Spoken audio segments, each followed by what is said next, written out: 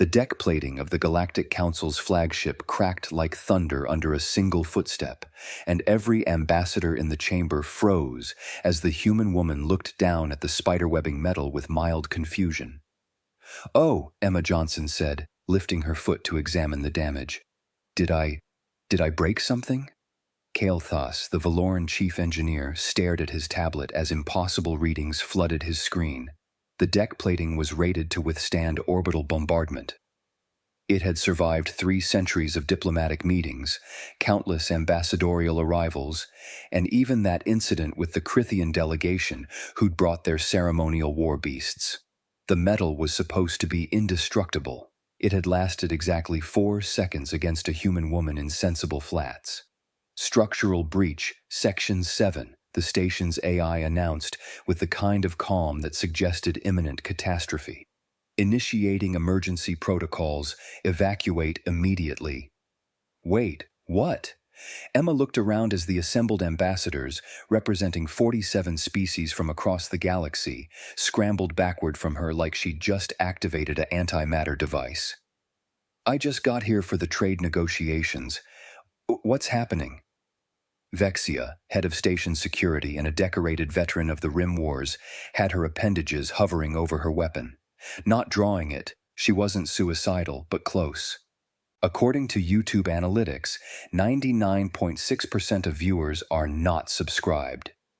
That's a huge number. By subscribing the channel that is completely free, you'll help support the channel and never miss fresh content. "Please, human, don't move." "Don't move." Emma glanced down at the cracked deck again, then back up. "Look, I'm really sorry about whatever just happened, but I should probably get out of your way so you can fix—" "No!" 3 ambassadors shouted it simultaneously.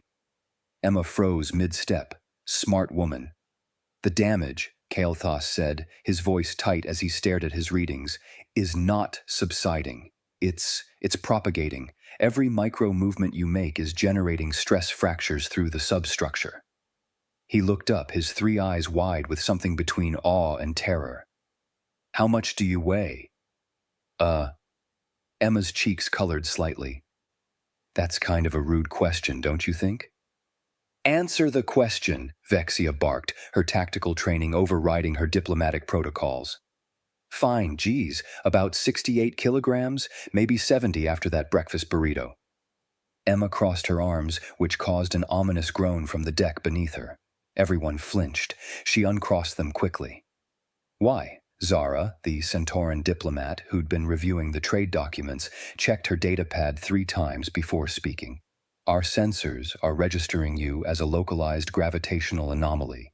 The pressure distribution under your feet is reading at— This can't be right. It's reading at 547.2 newtons per square centimeter. And that's bad?" "That's impossible," Kael'thas said. "Ambassador Vexia weighs 92 kilograms and registers at 108 newtons per square centimeter. You claim to weigh 68 kilograms, but you're generating 5 times the pressure load." Emma shrugged, which created another concerning creak. "I don't know what to tell you. I'm from Earth. This is just normal?" The word normal seemed to break something in Kael'thas.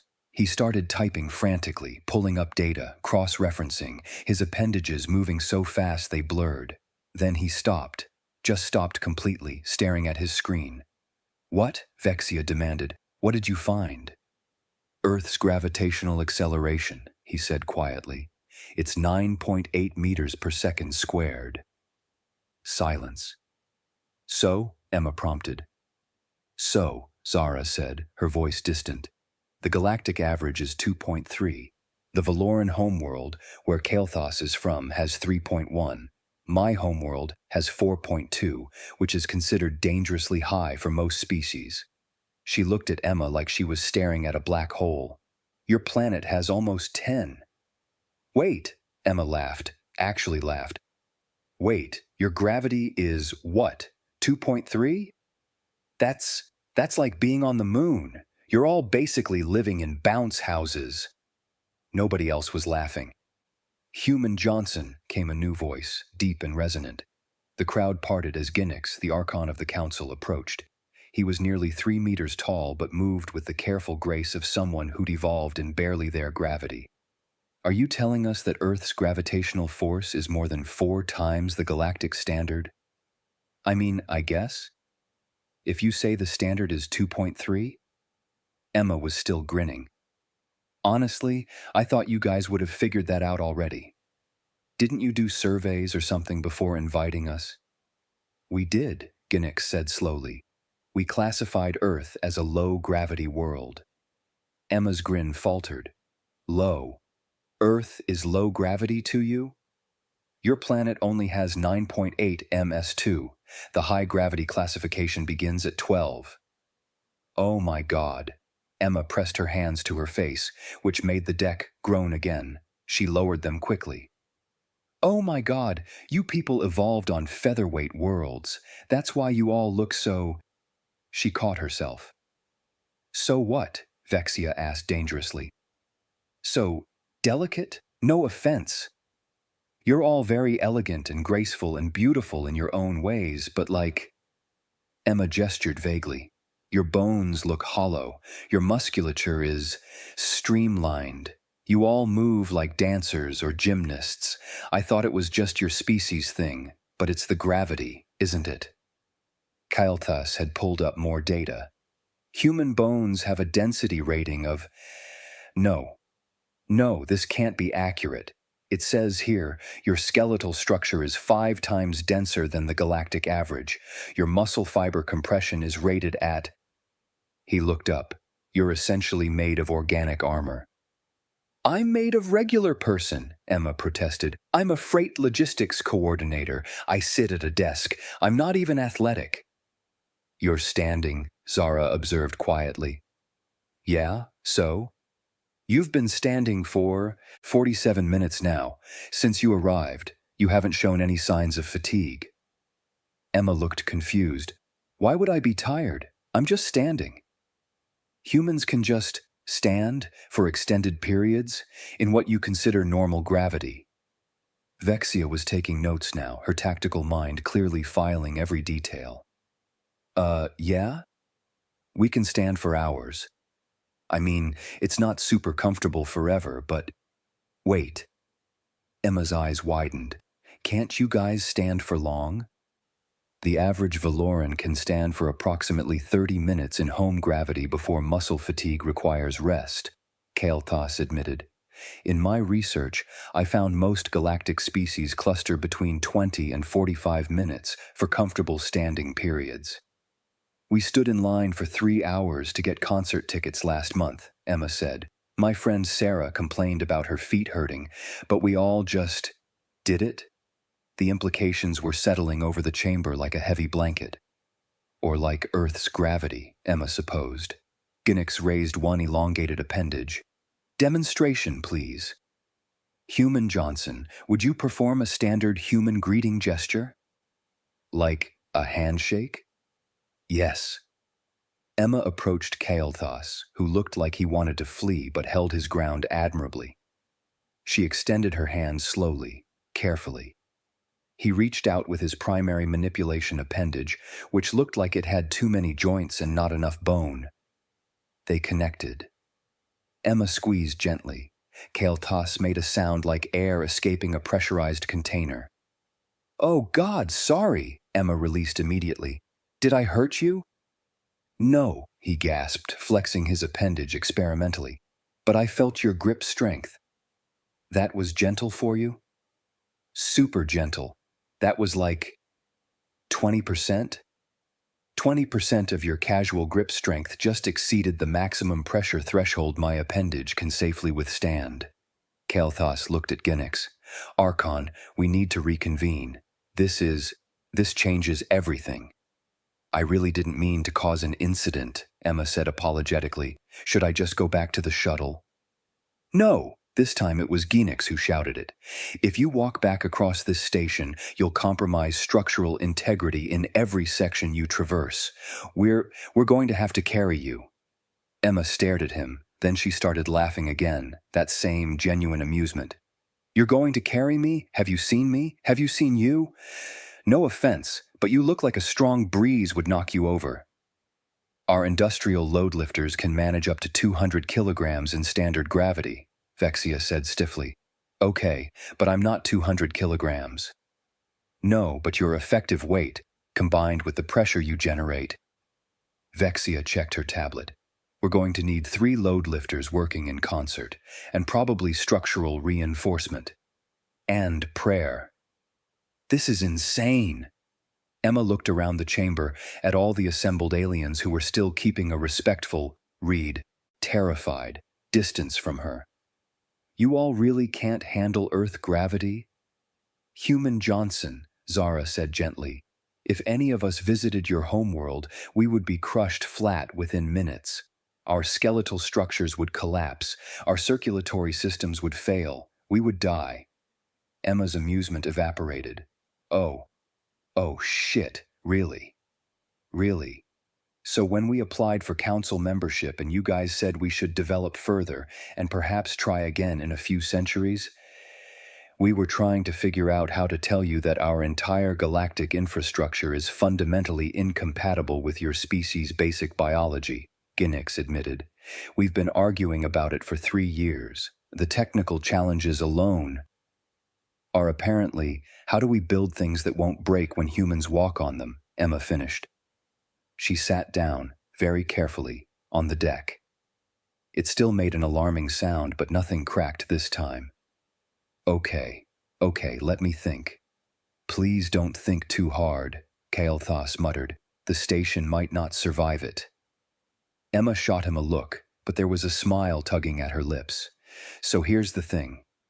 On Earth, we've been building structures that can handle Earth gravity for thousands of years. We have materials, engineering techniques, safety standards, all designed for what you consider a death world gravity field. Continue, Ginix said. What if I told you that a standard Earth elementary school building is probably more structurally sound than this entire station? Kael'thas checked something on his tablet. His 3 eyes widened to their maximum diameter. She's not wrong. The structural specifications for an Earth elementary school, which I'm parsing as a youth education facility, exceed our military-grade fortification standards. You build like that for children? Vexia demanded. We build like that for everything, Emma said. We have to. Things fall down on our planet. We have weather. Gravity is constantly trying to crush everything. Our architecture is inherently over-engineered compared to what you need, because we're literally fighting our own planet's pull every second of every day. The silence that followed was profound. Then Lirana, the Arcosian xenobiologist, who'd been silent until now, spoke up from the back of the chamber. I need to scan her. What? Emma twisted to look. I need to perform a full biometric analysis, because if what I'm calculating is correct. Lirana moved forward, a sophisticated scanner in her manipulation pods. Hold still, please, Emma obliged. The scanner hummed, clicked, beeped in what sounded like distress, then produced a holographic readout that made Lirana's bioluminescent patches flare bright with shock. Impossible, she whispered. What now? Emma asked, resigned. Your bone density is 5.3 times the galactic average. Your muscle fiber density is 6.7 times average. Your cardiovascular system operates under baseline pressures that would rupture most species' circulatory vessels. Lirana looked up from the scanner. You're not adapted for high gravity. You're adapted for survival in what is essentially a crushing pressure environment compared to the rest of us. I'm just regular, Emma protested weakly. No, Lirana's voice was firm. You're not. None of your species is. Do you understand what your regular means in galactic context? It means every human child is stronger than most adult aliens. It means your elderly and infirm would be considered physically formidable by our standards. It means your species has spent its entire evolutionary history in an environment that would kill 90% of galactic civilization. But we're not even the toughest on our own planet, Emma said. We're like middle of the pack on Earth. There are animals that could tear us apart. Our planet has apex predators that hunt us. The chamber went very, very quiet. Your planet has predators? Zara asked faintly. That hunt you? Apex predators that evolved in 9.8 gravity? Well, yeah. Polar bears, tigers, great white sharks, saltwater crocodiles. Emma trailed off as she saw their expressions. Oh no, those don't translate well to you, do they? Describe a polar bear, Vexia commanded. They're big, 3 meters tall when standing upright. Weigh like 400 to 700 kilograms. They can run at 40 kilometers per hour and swim at 10 kilometers per hour. They eat seals, sometimes humans, if we're in their territory and unlucky. Kael'thas was typing frantically. That mass, in that gravity, with that mobility, that's not a predator. That's a living siege weapon. And you said there are multiple species like this? Ginix pressed. Oh yeah, tons. I mean, we mostly don't interact with them anymore. We've got cities and technology and stuff, but they're around, part of the ecosystem. Emma paused. Why are you all looking at me like that?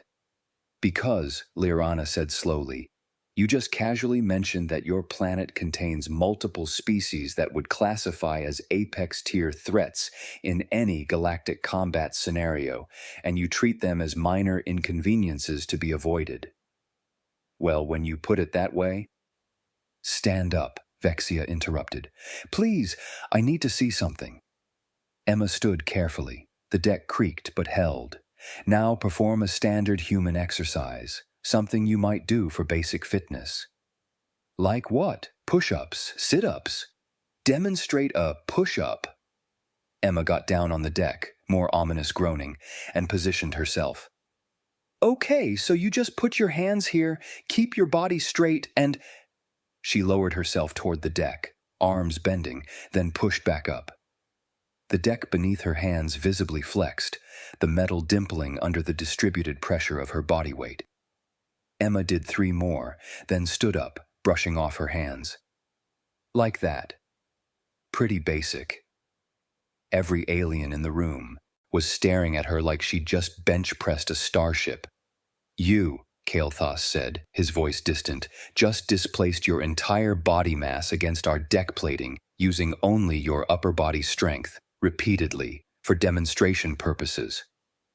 Yeah, I cannot do that. Vexia cannot do that. Ginix cannot do that.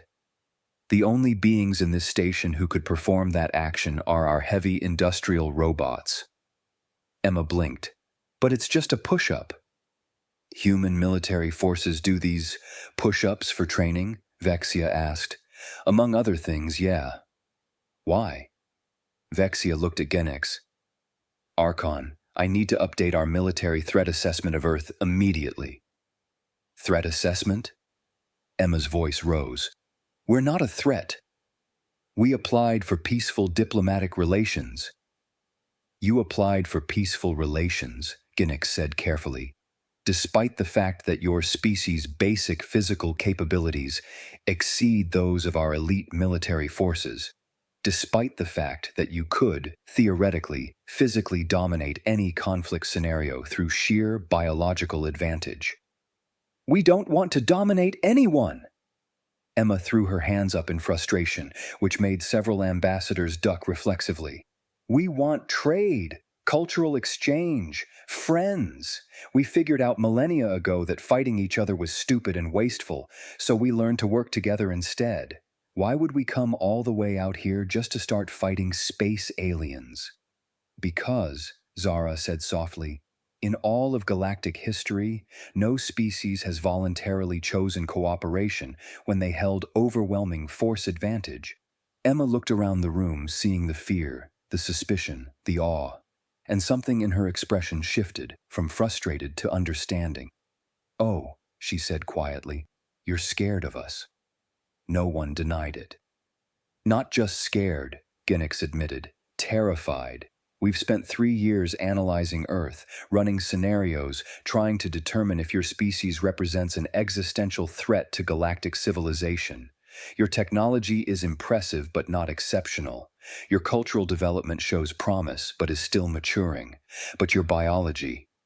He gestured at the cracked deck. Your biology is the thing of nightmares. We're just people, Emma said. We're not trying to scare anyone. That, Liana interjected, is perhaps the most frightening thing of all. You don't even recognize how dangerous you are. This is your normal. Emma was quiet for a long moment. Then she sat down again, crossing her legs, yoga style, comfortable, casual. The deck held, barely. Okay, so what do we do about this? What do you mean? Kael'thas asked. I mean, clearly there's been a massive miscommunication. You thought we were weak because our gravity is low by your standards. We thought you were being snooty and dismissive by telling us to develop further. Neither of us had the full picture. Emma looked directly at Ginix. But I'm here now. The secret's out. My species is made of denser stuff than yours, literally. So what's the next step? Ginix studied her for a long moment. Then he made a decision that would, in time, reshape galactic civilization. We adapt, he said simply. Archon? Vexia sounded alarmed. We adapt, Ginix repeated louder. Humanity requested council membership in good faith. They've shown no hostile intent. If our infrastructure cannot accommodate their biology, then we will build new infrastructure. If our assumptions about gravity and strength were backwards, we will correct them. If we are to be a true galactic community, we must find a way to include all species, even those who can crack our decks by stepping on them. Emma smiled, broad and genuine. Thank you. Don't thank me yet. The engineering challenges alone will take years. About that, Emma said, reaching slowly into her bag. Everyone tensed. She pulled out a tablet, a human-made device that looked bulky and overbuilt compared to the sleek galactic models. I'm a logistics coordinator, remember? This is literally what I do. I coordinate shipments, structural requirements, material specifications for freight systems across different environmental standards. She called up files, projecting them holographically. These are the standard building codes for Earth. Materials, load-bearing requirements, safety margins, everything you need to build human-compatible structures. Kael'thas practically teleported across the room to look at the data. His appendages flew across his own tablet as he compared specifications. These are standard requirements for civilian construction? Yep, for homes, schools, offices, whatever. These exceed our military fortification standards by a factor of 3. We just call it building code. Emma shrugged. When everything is constantly being pulled down by 10 meters per second squared, you learn to build sturdy. How long would it take to construct a human-compatible diplomatic station using these specifications? Ginix asked. Emma did some quick mental math. With Earth materials and construction crews, maybe 6 months for a medium-sized facility with your fabrication technology, probably faster once you adjust the templates. 6 months, Ginix repeated. We've been debating this for 3 years. You've been debating it without asking the humans how humans build things, Emma pointed out. We're pretty good at building things that don't break. Vexia was reviewing the data now too. These material compositions, they're not exotic or expensive. They're just denser, stronger molecular bonding. Why didn't we think of this? Because you never needed to, Liana said. Your worlds don't try to crush you. Ours does, constantly, so we build accordingly. Zara spoke up, her voice thoughtful. There's a philosophical lesson here, isn't there? We assume that harsh environments create weak species. That difficulty breeds fragility. But it's the opposite, Emma finished. Harsh environments create resilience. Earth didn't give us an easy time, so we got tough. And because we got tough dealing with our own planet, we learned that cooperation was better than conflict. Because conflict in high gravity means everyone gets hurt badly, fast. Whereas low-gravity species can afford to have more elaborate conflicts, Ginix mused, less immediately lethal, more political. No judgment, Emma said quickly. Different environments, different solutions. But yeah, on Earth, wars got really bad really fast because gravity makes kinetic violence super effective. So we learned to avoid it. The chamber was silent again, but this time it wasn't fear. It was contemplation. I'm calling for an emergency council vote, Ginix announced, all in favor of immediate integration protocols for humanity, to be completed within 1 standard year. Every appendage, tentacle, limb, and pseudopod in the chamber raised. Motion passes unanimously. Ginix turned to Emma. Human Johnson, how would you like a promotion? To what? Liaison for Human Galactic Infrastructure Development. You'll coordinate between Earth's engineers and our construction teams, ensure we build to proper specifications. Emma's eyes lit up. That's literally my dream job. I get to coordinate logistics for an entire civilization? If you'll accept. Hell yes, I accept. Emma stood up excitedly. The deck groaned. She winced. Sorry. Yes, I accept. When do we start? Immediately. But first, Ginix gestured to Kyle Thas. We need to get you off the station safely. Oh, right. The whole, I break things by existing problem. We'll have a reinforced shuttle ready within the hour, Vexia said, already coordinating on her comm. And I'm assigning you a security detail. To protect people from me? To protect you from accidentally destroying critical infrastructure, Vexia corrected. And yes, also to ensure no incidents, but mostly the infrastructure thing. Emma laughed, that same genuine, unforced laugh that had been the soundtrack to this entire surreal meeting. Okay, this is wild, but let's do it. Let's build a galaxy that doesn't break when humans walk on it. Catchy slogan, Zara noted. Perhaps we'll put it on the facility dedication plaque. 3 months later, the first human-compatible diplomatic station opened for business in neutral space between Earth and the Council's core territories. Emma Johnson stood in the main concourse, watching as a mixed group of humans and aliens moved through the space without incident. The floor wasn't cracking. That was progress. Kael'thas approached, his appendages carrying a datapad, and what Emma had learned was the Valoran equivalent of coffee. Morning, Emma. How's the new station treating you? It's perfect. Well, almost perfect. Emma pointed at a junction where 2 corridors met. That transition point between the human standard section and the low gravity section needs smoother gradient adjustment. We're getting a bottleneck during shift changes. I'll add it to the list. Kael'thas made notes. 3 months ago, I was terrified of your species. Now I'm taking engineering notes from them. We're not so scary once you get to know us. Emma accepted the coffee equivalent gratefully. How's the rest of the construction going? Remarkably well. Earth construction crews are integrating smoothly with our fabrication teams. Your species' tendency to over-engineer everything is actually an asset.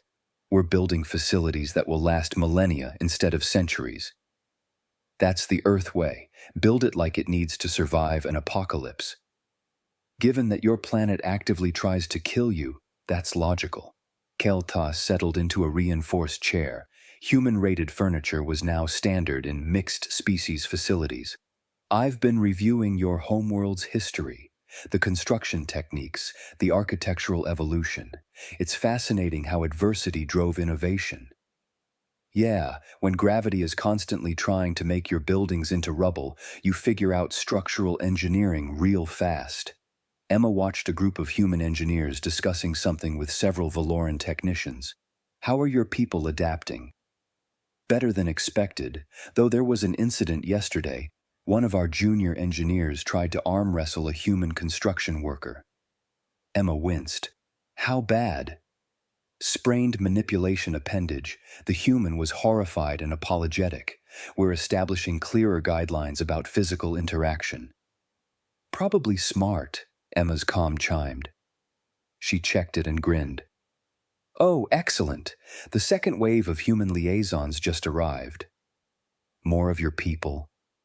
Kael'thas perked up with what Emma had learned to recognize as interest. Anyone I should know about? Actually, yes. My friend Mia Jones from college. She's a structural engineer specialized in high-stress environments. She'll be perfect for the Outer Rim Station projects. Excellent. When can I meet her? She's docking at Bay 7 in about 10 minutes. Want to come along? They made their way through the station, Emma noting with satisfaction how the mixed gravity zones were functioning. Humans walked comfortably in the standard Earth gravity sections, while aliens occupied the lighter zones. Transition areas allowed for gradual adjustment. It was working. They were making it work. Bay 7's airlock cycled open, and Mia Jones stepped through, pulling a regulation Earth standard roller bag behind her. She was shorter than Emma, with dark hair pulled back in a practical ponytail, and she wore the standard Earth Engineering Corps' uniform. "Emma!" Mia waved, then caught sight of Kael'thas and several other aliens gathered to greet the new arrivals. "Whoa, are those—" "Aliens, yes. Mia, this is Kael'thas. He's the chief engineer here and my main point of contact." Mia extended her hand. Carefully, Emma had briefed her on proper greeting protocols. Kael'thas took it gingerly, and they managed a handshake that didn't injure anyone. "Welcome to the station, Engineer Jones," Kael'thas said formally. "We're eager to learn from your expertise." "Happy to help," Mia said brightly. Then she took a step forward and immediately tripped over her own bag. She caught herself on a nearby bulkhead. Her hand dented the metal. Mia looked at her handprint in the wall, then at Emma, then at Kael'thas. "Oops, sorry, is this human-rated construction?" "It is," Kael'thas said with remarkable calm. "We built in redundancy for exactly this scenario." "Oh, good." Mia pulled her hand back, examining the dent. "Still sorry about that. Jet lag. Space lag? What do you call it when you've been in a shuttle for 16 hours? "We call it Tuesday," Emma said with a laugh. She high-fived Mia in greeting. The impact sounded like a gunshot. Every alien in the bay jumped reflexively. The two humans didn't even flinch. "Oh man, I've missed you," Mia said, grinning. "This is going to be so much fun. I brought the specifications for the Outer Rim projects. We're talking extreme environment construction, right?" "Right. High radiation, low gravity, extreme temperature variations." "Perfect. I've got some ideas about structural integrity in variable conditions that are going to blow your minds." They walked toward the exit, chatting animatedly about load-bearing calculations and material science. Behind them, every step made the station's deck plates groan softly under their Earth-standard weight. Kael'thas watched them go, then turned to Gunnix, who'd arrived to observe the new arrivals. "Archon, I have a question." "Yes? Are all humans like this? Casually breaking things while being cheerfully helpful about it?" Gunnix's bioluminescent patches flickered with what Kael'thas had learned was amusement. "From what I've observed? Yes, they're enthusiastic, well-meaning, and accidentally destructive in roughly equal measure. And we're integrating an entire species of them into galactic civilization. We are. This is either going to be the best decision the Council ever made, or we're all going to die. Honestly." Gunnix watched Emma and Mia disappear around a corner, their animated conversation about compression ratios echoing back. "I think it might be both." Down the corridor, they could hear Emma explaining something to Mia. "And then I accidentally crushed the data pad, and they looked at me like I'd just destroyed a sacred artifact, and I'm like, 'Don't you guys have warranties?'" Mia's laughter rang out. "Classic. That's like the time I broke 3 door handles in one day during my first week on the lunar colony." "Oh my God, you're going to fit in perfectly here," Kael'thas sighed, pulling up his maintenance schedule. "I'm going to need to order more reinforced components." "Make it a standing order," Gunnix advised. "Something tells me we're going to need a lot more."